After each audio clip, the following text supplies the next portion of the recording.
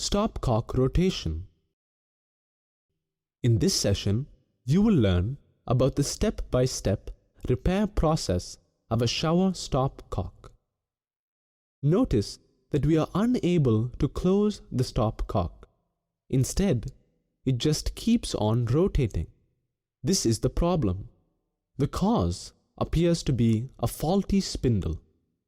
To repair this, gather the required tools: hacksaw blade, screwdriver, and adjustable spanner. Let's start repairing. At the outset, shut off the water supply to the shower by turning off the ball valve. Then, with a hacksaw blade, remove the cover on top of the stopcock knob. This will reveal the screw. Unscrew with a screwdriver and remove the stopcock knob. Now, you can clearly see the spindle. Remove this spindle with an adjustable spanner. Notice the old spindle rotates. This is because the male and female threads of the joint inside the spindle lose its alignment.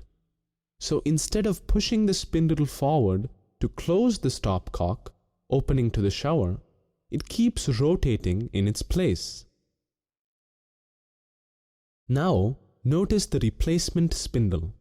When you turn this spindle, since the male and female threads of the joint inside the spindle are aligned, it pushes the spindle forward and the stopcock opening to the shower is closed. Thus, when you turn the stopcock to the right, this is what happens, and it closes the shower.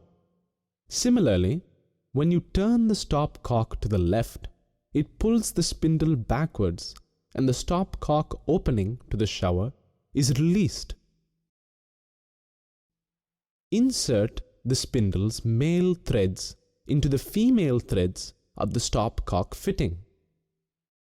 Tighten with an adjustable spanner.